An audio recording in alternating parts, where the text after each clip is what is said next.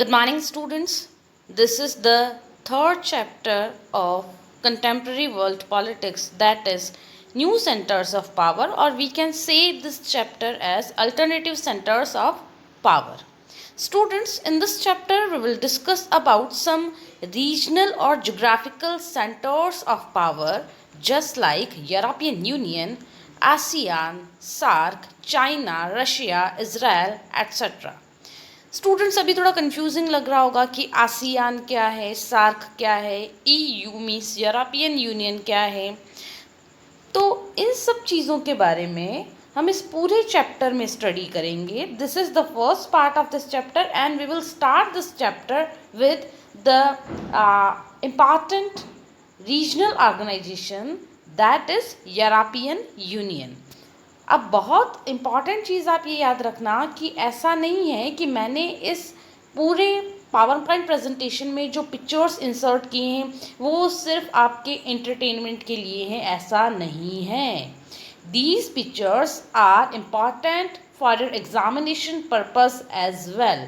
Examination में कई बार question आ जाते हैं जस्ट लाइक दिस वन कि जो भी यूनियन है या फिर ऑर्गेनाइजेशन है उसका फ्लैग जो है उसमें कितने स्टार्स हैं। तो इस तरह के क्वेश्चंस आ जाते हैं, या फिर ये स्टार्स शोकेस क्या करना चाहते हैं, इस तरह के क्वेश्चंस आते हैं। 1 मार्क के और 2 मार्क के क्वेश्चन भी आते हैं। तो लिसन दिस वीडियो और watch this video very carefully. So students, let us start. Students, as usual, we will start from the world map. Here we can see various continents. This is Asia, Europe, Africa, Australia, South America and North America. In last chapter we have discussed about North America. Very specifically we have discussed about the United States of America. If we talk about the alternative centers of power, कौन कौन से power हो सकते हैं? Africa नहीं, क्योंकि यहाँ पे ऑलरेडी सिविल वॉर चल रहे हैं। इसकी इंटरनल पॉलिटिकल सिचुएशन देखें, इकोनॉमिक सिचुएशन देखें, या फिर सोशल क्लैशेस भी यहाँ पे बहुत ज़्यादा हैं। तो अफ्रीका तो अमेरिका को कंटेन करने वाला पावर नहीं हो सकता। बात करके देखें साउथ अमेरिका की, तो साउथ अमेरिका की भी अगर अपन बात करके देखें तो यहाँ पर ब्राज़ील ठीक ठाक सा चल रहा है, इवन तो यहाँ पर भी अप्स एंड डाउन्स आते रहते हैं। इसके अलावा वेनेजुएला अगर अपन देखें तो ये चाइल देखें अपन, तो ये कंट्रीज जो हैं ये भी अमेरिका को कंटेन करने जितनी पावर नहीं रखती हैं। ऑस्ट्रेलिया अमेरिका से कभी भी उसकी एनमिटी को फेस करने के लिए अभी तक केपेबल ऑस्ट्रेलिया नहीं है। दैट्स वाई ऑस्ट्रेलिया भी ये तो थ्रेट नहीं पालना चाहेगा कि वो अमेरिका को कंटेन करने के लिए कुछ करे। स्टूडेंट्स, अमेरिका को कंटेन करने के लिए अगर कोई सेंटर हो सकता है तो 2 सेंटर हो सकते हैं। वो हो सकता है आपका यूरोप या फिर एशिया। ये 2 ही कॉन्टिनेंट्स ऐसे हैं जो कि अमेरिका की हेजेमनी को, उसकी पावर को कंटेन करने की विल पावर रखते हैं। और इसके लिए इन्होंने क्या किया, इसके लिए इन दोनों ही कॉन्टिनेंट्स ने, इवन दो ये दूसरे जो कॉन्टिनेंट्स हैं यहाँ पर भी सब रीजनल ग्रुप्स हैं, लेकिन ये सब रीजनल ग्रुप्स इतने ज़्यादा पावरफुल नहीं हैं जितने पावरफुल ग्रुप आपके यूरोपियन सब रीजनल ग्रुप्स हैं या फिर आपके एशियन सब रीजनल ग्रुप्स हैं या फिर एशियन कंट्रीज हैं। दैट्स वाई हम कह सकते हैं कि अगर इन फ्यूचर अमेरिका को कहीं से भी, अमेरिका की हेजेमनी को कहीं से भी अगर चैलेंज मिलता है, थ्रेट रहता है, तो वो कंट्री या फिर वो ग्रुप ऑफ कंट्री, सब रीजनल ग्रुप जो है वो इसी एरिया में से होगा, इन्हीं कॉन्टिनेंट्स में से होगा। In this chapter we will discuss about some regional groups which are specifically based on European continent and Asian continent. So students, let us start. इस चैप्टर में अल्टरनेटिव सेंटर्स ऑफ पावर जो कि NCERT का syllabus follow करता है, इसमें 1 bye 1 हम लोग डिस्कस करेंगे। 3 सेंटर्स की बात की गई है। कौन कौन से सेंटर्स हैं, वापस हम लोग मैप पर आते हैं। सबसे पहले यूरोप ने अपना एक सब regional group just after second world war बनाया था। क्रोनोलॉजी मैं आपको एक बार बता दूंगी, यहाँ ब्रीफली देख रहे हैं हम लोग। यूरोप ने कंट्रीज को यूनाइट करना स्टार्ट कर दिया, यूरोपियन कंट्रीज को यूनाइट करना स्टार्ट कर दिया। दैट्स वाई यूनाइट किया यूरोपियन यूनियन, लेटर ऑन बना, क्रोनोलॉजी देखेंगे। एशिया की बात करें, एशिया की एक जायंट पावर जो कि इन फ्यूचर एक सुपर पावर बन सकती है अमेरिका को कंटेन करते हुए, तो वो है चाइना। ठीक है, वो चाइना कंटेन कर सकती है। और बात करें हम लोग, आप ये वाला रीजन देख रहे हैं, दिस रीजन, ये रीजन आप देखें तो यहाँ पे भी प्रॉस्पेरिटी अच्छी है और ये कंट्रीज जो हैं ये भी यूरोपियन यूनियन के जैसे ही उसको फॉलो करते हुए इन्होंने भी अपना एक सब रीजनल ग्रुप बनाया था 1967 में, which is known as ASEAN. तो ये आसियान भी चैलेंज करने लगा है अमेरिका की हेजेमनी को। कैसे कर रहे हैं हम, ये स्टेटमेंट कैसे दे रहे हैं, उसके बारे में हम इन्हीं सब रीजनल ग्रुप्स के बारे में पढ़ेंगे। Students, let us start from the first topic which is European union. इस मैप को मैं एक्सप्लेन करना स्टार्ट करूं उसके पहले अपन एक ब्रीफ स्टोरी देख लेते हैं कि ऐसी क्या रिक्वायरमेंट्स आ गई कि इन यूरोपियन कंट्रीज़ को यूनाइट होना पड़ा, यूरोपियन यूनियन बना। हम लोग सेकेंड वर्ल्ड वॉर के बारे में बहुत अच्छे से पढ़ चुके हैं। सेकेंड वर्ल्ड वॉर में जो अरेना ऑफ वॉर था, जो बैटल ग्राउंड था, वो बैटल ग्राउंड कौन सा बना था? वो बैटल ग्राउंड एशिया का अपन देखें अगर जापान, ठीक है, सोवियत यूनियन अर्स्टवाइल, और सबसे ज़्यादा अफेक्टेड अगर कोई कॉन्टिनेंट था तो वो कॉन्टिनेंट था यूरोप। और यूरोपियन कॉन्टिनेंट की जो कंट्रीज़ हैं like Germany, France, Italy, United Kingdom, इन कंट्रीज़ की म्यूचुअल राइवलरी की वजह से ही अपन कह सकते हैं सेकेंड वर्ल्ड वॉर हुआ। अब सेकेंड वर्ल्ड वॉर की वजह से ऐसा नहीं है सेकेंड वर्ल्ड वॉर की वजह से इन कंट्रीज़ को कोई फ़ायदा हुआ हो, except the division of land. इनको ज़्यादा कुछ नहीं मिला था। सबसे ज़्यादा फ़ायदा अगर सेकेंड वर्ल्ड वॉर की वजह से हुआ तो वो था अमेरिका, क्योंकि अमेरिका का जो मार्केट था, ठीक है, अमेरिका की जो वेपन मार्केट था उसको बहुत ज़्यादा इससे बूम मिला due to this second world war. तो सबसे ज़्यादा लूज़र अगर कोई सेकेंड वर्ल्ड वॉर में रहे थे तो विनर होके भी यूनाइटेड किंगडम और फ्रांस ये लूज़र ही रहे। ये कॉन्टिनेंट जो था ये लूज़र रहा सेकेंड वर्ल्ड वॉर में। अब इन कंट्रीज़ ने सोचा कि इनके सामने क्वेश्चन था कि क्या हमको इस म्यूचुअल राइवलरी को कंटिन्यू करके डेवलपमेंट को बाइसाइड करना है, या फिर अपनी म्यूचुअल राइवलरी जो है उसको छोड़ के हमें यूनाइट होना चाहिए, और यूनाइट होने के बाद हम लोग एक यूनियन बना के म्यूचुअल डेवलपमेंट करके हम वर्ल्ड पावर बनने की कोशिश करेंगे। तो there were two options, one is mutual rivalry को कंटिन्यू करना, अनदर वाज डेवलपमेंट। इन कंट्रीज़ ने डेवलपमेंट चूज़ किया, और डेवलपमेंट चूज़ किया तो इन सब ने, बहुत इंपॉर्टेंट बात है, बहुत अच्छी बात है कि इन्होंने अपनी जितनी भी राइवलरीज थी इन सब को भुला के ट्रेड एंड बिजनेस करना स्टार्ट किया। हम लोग स्टार्ट करते हैं मार्शल प्लान से 1947। So students, as you all know, हम लोगों ने जब कोल्ड वॉर पढ़ा था तब मार्शल प्लान के बारे में भी हम लोगों ने पढ़ा था। जैसे ही सेकेंड वर्ल्ड वॉर ओवर हो गया था वैसे ही अमेरिका और यूएसएसआर, अमेरिका एंड यूएसएसआर, इन दोनों के बीच में ही एक म्यूचुअल राइवलरी स्टार्ट हो गई थी। दोनों को ही सुपर पावर बनना था, दोनों ही एक दूसरे को कंटेन करने की कोशिश कर रहे थे, दोनों ही एक दूसरे के अगेंस्ट प्रोपागेंडा चला रखा था। तो कोल्ड वॉर के दौरान जो भी इंसिडेंट्स हो रहे थे और उनमें सबसे बड़ा था कि ये सोवियत यूनियन जो था वो इन ईस्टर्न यूरोपियन कंट्रीज़ जो हैं, इन ईस्टर्न यूरोपियन कंट्रीज़ को इकोनॉमिक एड प्रोवाइड करके इनको अपने साथ वो ला रहा था, अपना प्रोपागेंडा और ज़्यादा एक्सटेंड कर रहा था। अमेरिका इससे ज़्यादा डर गया। दैट्स वाई अमेरिका के जो फॉरेन सेक्रेटरी थे, अमेरिका के फॉरेन सेक्रेटरी ने अमेरिकन प्रेसिडेंट दैट टाइम थे ट्रूमैन, उन ट्रूमैन को एडवाइस दी कि अगर हमने सोवियत यूनियन की इस पॉलिसी को, इकोनॉमिक एड देने की पॉलिसी को अगर हमने अभी कंटेन नहीं किया तो इट इज़ पॉसिबिलिटी कि यूएसएसआर धीरे धीरे करके ये वेरियस अदर कंट्रीज़ को भी अपने साथ ले ले, और ऐसे तो बैलेंस ऑफ पावर डिस्टर्ब हो जाएगा, और मे बी पॉसिबल यूएसएसआर जो है वो अमेरिका को सक्सीड करते हुए वो सुपर पावर बन जाए और अमेरिका नंबर 2 पर आ जाए। अमेरिका से डरा हुआ था।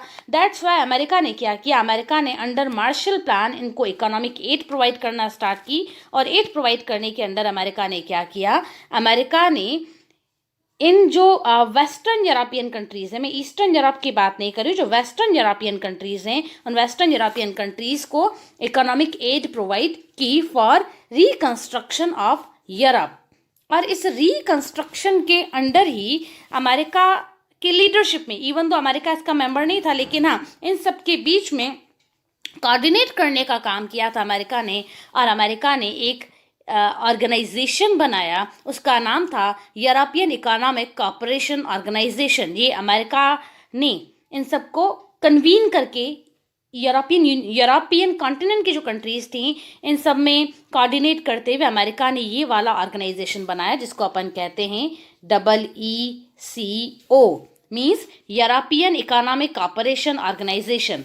ये तो था 1947 में अमेरिका ने मार्शल प्लान स्टार्ट किया और 1948 में ये बन गया। और इसके बाद अगर अपन बात करें तो 1949 में इस EECO को, क्योंकि ये तो कंप्लीटली बना हुआ था इकोनॉमिक कोऑपरेशन के लिए, ठीक है, अब पॉलिटिकल कोऑपरेशन की भी तो रिक्वायरमेंट है, तो पॉलिटिकल कोऑपरेशन की रिक्वायरमेंट के लिए क्या हुआ था, इन 1949 एक दूसरा ऑर्गेनाइजेशन बना था जिसको इन लोगों ने कहा European council for political cooperation. ठीक है, European council for political cooperation ये बना था कब, 1949 में। स्टूडेंट्स वापस मैं क्रोनोलॉजी रिपीट कर रही हूँ। 47 मार्शल प्लान आया, 48 में EECO means European economic cooperation organization बना, 1949 में European council of political cooperation बना, एंड लेटर ऑन अपन स्टार्ट करते हैं जो क्रोनोलॉजी, वो था 1951। अप्रैल में 6 west European countries France, West Germany, Italy, Belgium, the Netherlands and Luxembourg sign the treaty of Paris establishing the European coal and steel community ECSE। Means ये countries जो 6 countries थी, इन्होंने कोल एंड स्टील का business करने के लिए, import and export करने के लिए इन्होंने क्या बनाया, ECSE। जस्ट आफ्टर 6 ईयर्स 25 मार्च 1957 को these 6 countries signed the Treaty of Rome establishing the European Economic Community and the European Atomic Energy Community Euratom। ये इन्होंने बनाया। Later on in 1973 January, Denmark, Ireland and the United Kingdom joined the European Community। तो आप एक चीज यहाँ पे observe कर रहे होंगे कि इनिशियली जिस यूरोपियन यूनियन की हम लोग बात कर रहे हैं वो यूरोपियन यूनियन नहीं कहलाता था। 1948 में EECO बना, 1949 में उसी के साथ ही इन लोगों ने पॉलिटिकल कोऑपरेशन के लिए ECPC स्टार्ट किया।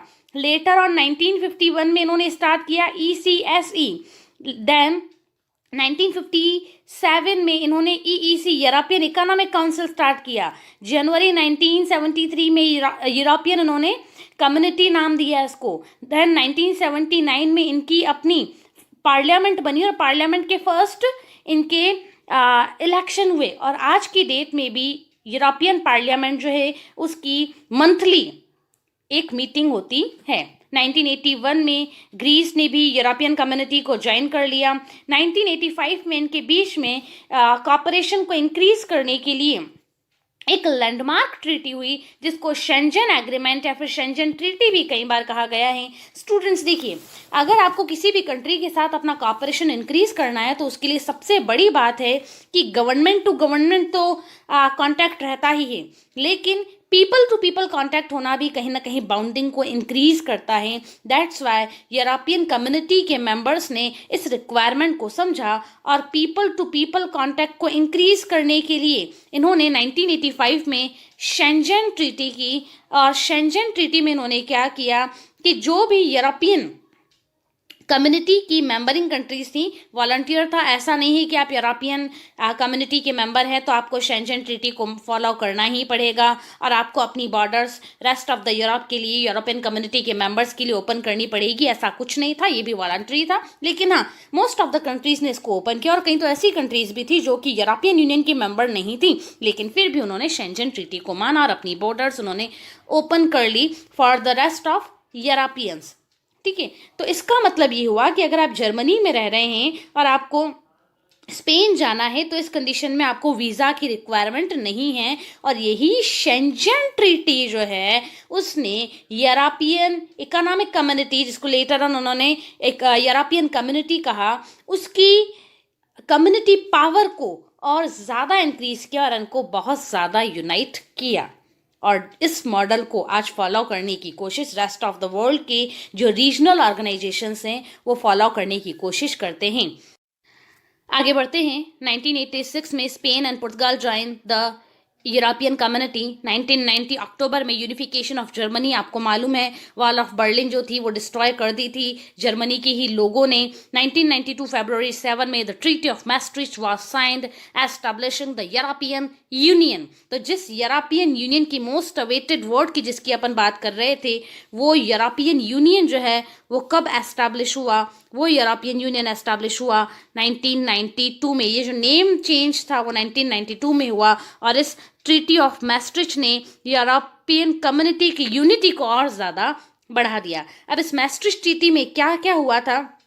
इस मैस्ट्रिक्ट ट्रीटी के अंदर ही उन्होंने बात की थी हमारी कॉमन फॉरेन पॉलिसी होगी, हमारी कॉमन करेंसी होगी, हमारी एक कॉमन इंटरनल सिक्योरिटी की भी पॉलिसी होगी। ये सारी इन्होंने अपना एक फ्लैग होगा, जो भी एक कंट्री के लिए रिक्वायरमेंट्स होती हैं ये पूरी की पूरी एज अ कंट्री उन्होंने सारी बातें सामने रखी कि यूरोपियन यूनियन की जो मेंबरिंग कंट्रीज़ हैं उनके लिए क्या क्या फैसिलिटीज़ रहेगी या फिर उसका ऑर्गेनाइजेशन कैसा रहेगा। आगे हम लोग बढ़ते हैं। 1993 में the single market was created, एक सिंगल मार्केट क्रिएट किया गया। 1995 में ऑस्ट्रिया, फिनलैंड, स्वीडन ने भी यूरोपियन यूनियन ज्वाइन कर लिया। 2002 में euro the new currency was introduced in the 12 European union members. Students, मैंने पहले भी कहा था जैसे कि शेंजन ट्रीटी में भी कोई ऑब्लिगेशन नहीं था कि आप यूरोपियन यूनियन के मेंबर हैं, इसलिए आपको इस शेंजन ट्रीटी को आपको मानना ही पड़ेगा। वैसे ही 2002 में भी जब यूरो करेंसी लॉन्च हुई थी तब भी किसी के लिए ऑब्लिगेशन नहीं था कि आपको इस यूरो को अपनी करेंसी एक्सेप्ट करनी ही पड़ेगी। ब्रिटेन जो कि मेंबर रहा था, अभी तक भी है, बाहर नहीं, ब्रेग्जिट अभी तक फाइनल स्टेज पे नहीं आया है कि बिल्कुल उनको अप्रूवल मिल गई है यूरोपियन यूनियन से भी कि हाँ अब आप ऑफिशियली यहाँ के मेंबर नहीं हैं, तो स्टिल ब्रिटेन जो है अपनी करेंसी पॉइंट यूज करता था। Even though Britain is a member of European union, लेकिन फिर भी उसने इसको एक्सेप्ट नहीं किया था। 2004 में अगर अपन बात करें 10 न्यू मेंबर्स, साइप्रस, चेक Republic, Estonia, Hungary, Latvia, Lithuania, Malta, Poland, Slovakia and Slovenia join the EU European Union. ये कौन कौन सी कंट्रीज है स्टूडेंट, वापस एक बार देख लो आप लोग। इनमें से कई कंट्रीज आपको सुनने पढ़ने को मिलती थी कि जो पहले सोवियत यूनियन का पार्ट थी, but just after the breakdown of USSR in countries ने अपने इकोनॉमिक डेवलपमेंट के लिए और यूनाइट करने के लिए अपने आप को इनके साथ मर्ज करने के लिए इन्होंने ज्वाइन कर लिया European union, because power is in unity. 2007 की बात करें तो Bulgaria, Romania join the EU, Slovenia adopted the euro. Slovenia ने भी यूरो को एज अ करेंसी अडॉप्ट कर लिया। दिसंबर 2009 की बात करें तो Lisbon treaty came into force, Lisbon treaty भी फोर्स में आई। 2012 की बात करें the EU is awarded the Nobel peace prize. क्योंकि देखो स्टूडेंट्स, फर्स्ट वर्ल्ड वॉर हुआ तो कहाँ हुआ? फर्स्ट वर्ल्ड वॉर भी हुआ तो यूरोप में हुआ। सेकेंड वर्ल्ड वॉर कहाँ हुआ? वो भी यूरोप में हुआ। लेकिन अब यूरोप में अभी तक कोई भी थर्ड वर्ल्ड वॉर नहीं हुआ है। तो इसके पीछे एक बहुत बड़ा रीज़न है, वो है यूरोपियन यूनियन, जिसने कि इन दूसरी पर्सनल राइवलरीज को कहीं ना कहीं बाइसाइड करते हुए, कहीं ना कहीं साइड में छोड़ते हुए उन्होंने डेवलपमेंट पर ही फोकस करने की कोशिश की है। आगे बात करें, Croatia become the 28th member of Europe. आगे बढ़ते हैं। इन 2016 referendum in Britain 51.9% voters decided that Britain Brexit from European union. Students, 2016 में रेफरेंडम हुआ था, 51.9% वोटर्स ने इसके फेवर में वोट किया कि Britain should exit from European union. लेकिन अब